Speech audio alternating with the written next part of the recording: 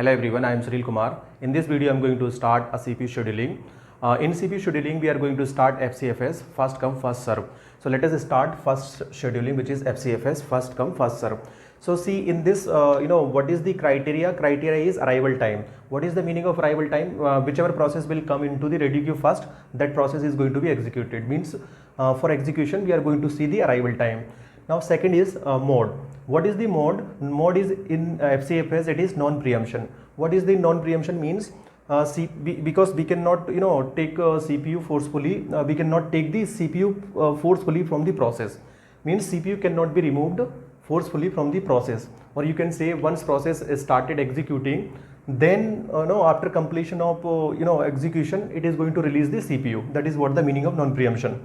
Then what is FCFS? A process who comes first in ready queue, that process will be executed first.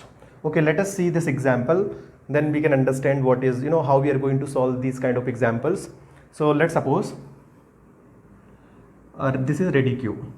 In ready queue, so ready queue, let's suppose, it always starts t equal to 0. So there is a timer, and it in ready queue, it starts always t equal to 0.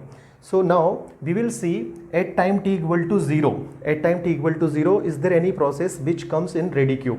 So process 1 is coming into ready queue at time t equal to 0. So process P1 arrived. Process P1 is arrived into ready queue. Now see, only one process arrived at t equal to 0. So there is no comparison. Means we are not comparing which process is going to be executed first. Whichever will come first will be executed. So only one process is there. So there is no there is no point of comparing the process. If whenever there are more than one process, then we will we will compare. Means whichever will come first will be executed first. So only one process is there. So let us make the Gantt chart for this. Let me draw.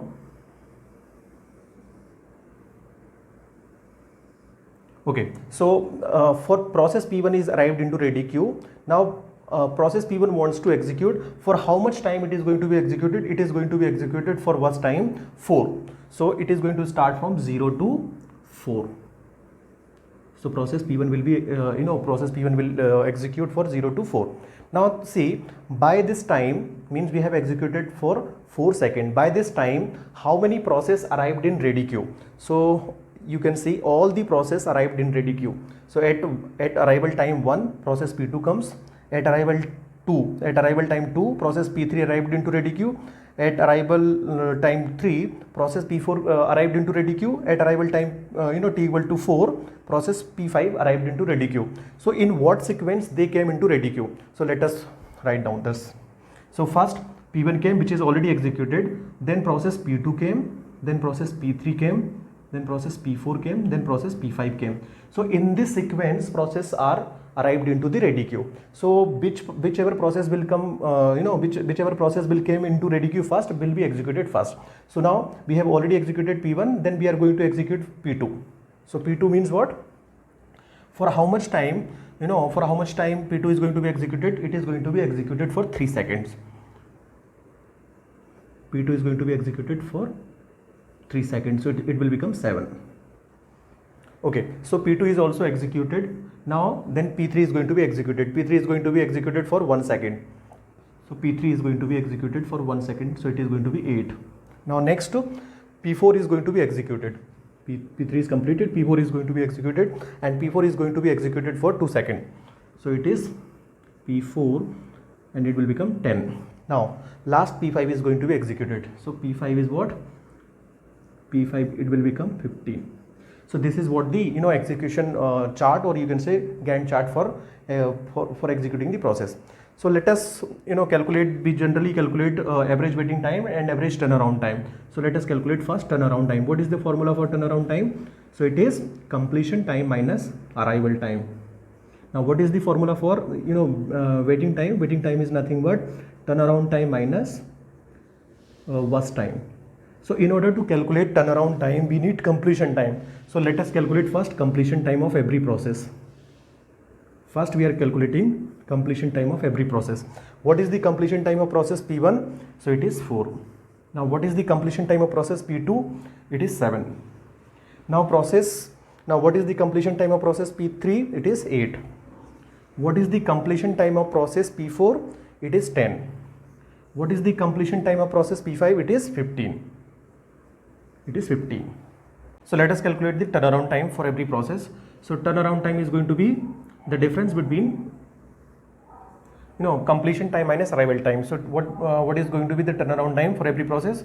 So it is going to be the difference between completion time minus arrival time. So it is going to be 4, it is going to be 6, it is going to be 8 minus 2 is going to be 6, 10 minus 3 is going to be 7, and last it is going to be 11. So this is what the turnaround time for every process. Similarly, we can calculate the waiting time of every process also. So what is the formula for calculating the waiting time? Turnaround time minus burst time. So turnaround time minus burst time. So it is going to be 0. Then it is going to be 6 minus 3 is going to be 3. 6 minus 1 is going to be 5. 7 minus 2 is going to be 5. 11 minus 5 is going to be 6. So now in order to calculate the average turnaround time is what? Total turnaround time divided by number of process. So total turnaround time is what?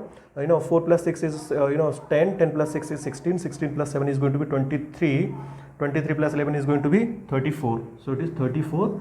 Now number of process is nothing but number of process is 5. So you can calculate it is going to be 6.8.